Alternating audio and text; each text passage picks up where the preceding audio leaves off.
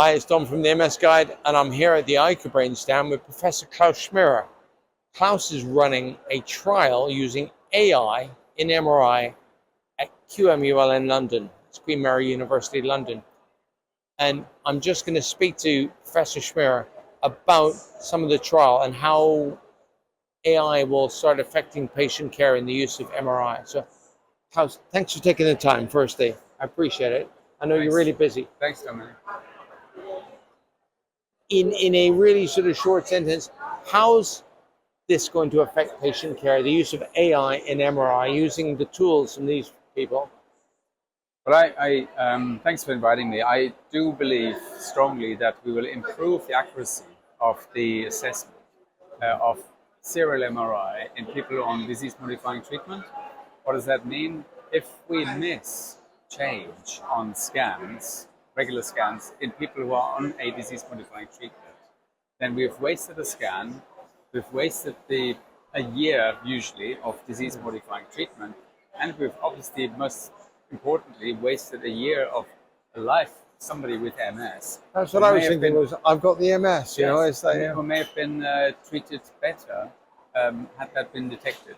Problem with serial MRIs in people with MS is obviously that radiologists who have to look at these scans, it is something that a very tiring activity, particularly in people who've had MS for some time. So it's difficult to actually detect the often subtle changes, but they are important, and therefore, the technology gets never tired. So we're really hopeful that this will, improve patient care significantly. I come from a technology background, and my sort of flippant way of saying is that it never needs coffee. It's never had a personal trauma in its life today. You know, it just goes tick, tick, tick. Only a socket. Yeah, yeah. And of course, coding. Yeah, just a socket and a bit of software. Yes, yeah. But I mean, that's the whole point. Is you, me, everybody around us are fallible. Yes. I have better days than other days. That's right. But it is so crucial, like you say, isn't it? And yet we need the radiologists because it's really not, I think, to replace them. It's very much to speed up their, and I mean, A, make it more accurate, and B, speed up their work, and therefore making them also, freeing up their time for other jobs. Yeah. Let me ask you one final question, because I think that explains it. And by the way, I'll put all the details about the trial, because it's running in Birmingham, Nottingham, and London. So it's something you can talk to your neurologist about being part of. They may have told you, but if not, it's something you can raise. But my one question, and this is the awkward question, and I know you won't want to answer it, okay? But when I was diagnosed with MS, I thought exactly the same thing as everybody else says, what's going to happen?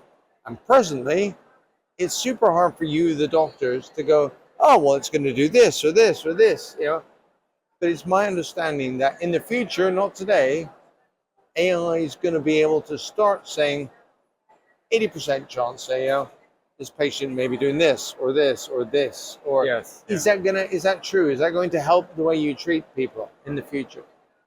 I think it will probably help. The reason why I'm just that slight bit reluctant. I told you wouldn't like it. So.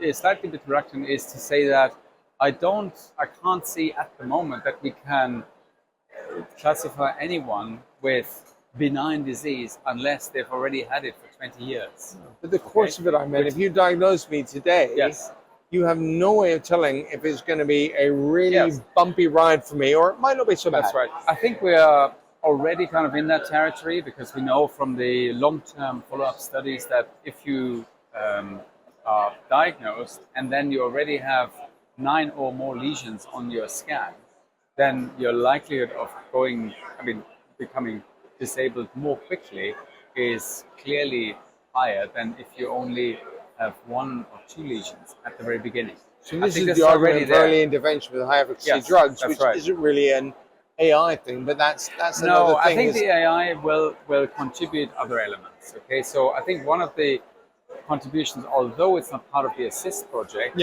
is the change in brain volume. So what the trajectory of that is. My brain shrinking? Yes, the overall shrinkage of the brain, which we all are exposed to through aging and other noxious But substance. it's worse with MS, isn't it? It is. It's accelerated, and therefore that will inform that.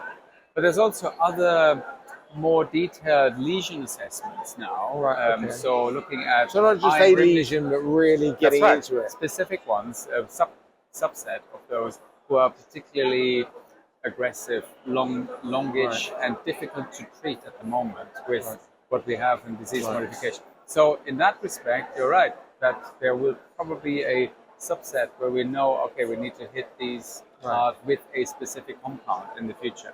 That's certainly the hope. I appreciate you're super busy, so thank you for your time. Thanks, Tom. Okay, Yes, and great to be I on, hope to see you again and catch up on your soon. channel. All right, cheers. Bye-bye.